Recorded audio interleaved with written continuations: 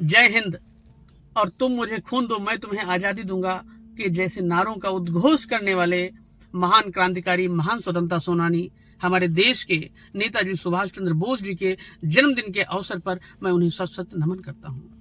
1930 के दौरान जब गांधी जी सविनय अवज्ञा आंदोलन प्रारंभ कर रहे थे तो ब्रिटिश सरकार को सबसे ज्यादा डर नेताजी से था। उन्हें गिरफ्तार करके जेल में डाल देती है। नेताजी अपने जीवन काल में 11 से 12 बार जेल गए। जेल जाने से कभी नहीं डरते थे। जेल में रहने के दौरान उनकी तबीयत खराब हो गई, उनको टीबी की बीमारी हो गई और फिर 1933 से 36 तक अपनी टीबी का इलाज कराने के लिए ऑस्ट्रिया में उनको रहना पड़ा। ऑस्ट्रिया में रहने के दौरान भी, इलाज कराने के दौरान भी वो शांति से नहीं बैठे। वो किताब लिखते रहे, देश को आजाद कराने पर बात करते रहे, विभिन्न योजनाएं बनाते रहे और जब वो वापस लौट कर आए तो 1938 में गुजरात के हरिपुरा अधिवेशन में वो चुनाव जीत जाते हैं। 1939 में त्रिपुरी अधिवेशन में भी पट्टाभी सीतारामैया जैसे बड़े नेता को हराकर चुनाव जीत जाते हैं। ऐसी थी उनकी महान लोकप्रियता। 1940 में जब द्वितीय विश्व युद्ध का दौर चल रहा था, अंग्रेजी सरकार को सबसे ज्यादा डर नेताजी से था। उनको गिरफ्तार करके जेल में डाल देती है।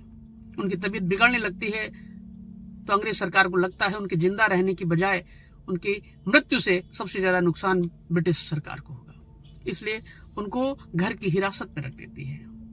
लेकिन वहां से दूसरे देश में जाने का प्लान बना लेते हैं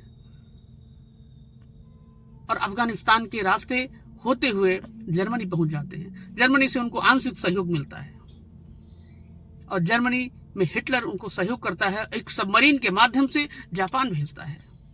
जापान पहुंचने के दौरान जापान के प्रधानमंत्री उनसे बहुत प्रभावित होते हैं और वो कहते हैं हमारी पूरी तरह से मैं तुम्हारी सहायता करूंगा, जाओ ब्रिटिश सरकार के खिलाफ लड़ो।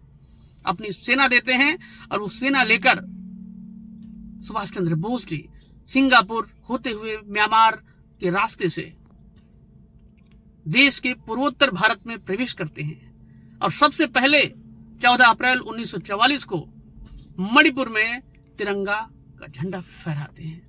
ऐसे थे हमारे महान क्रांतिकारी जो जीवन में कभी नहीं डरे, बस एक ही सपना देश को आजाद कराने का था। पुनः मैं उनके चरणों में सत सत नमन करता हूं। जय हिंद, जय भारत।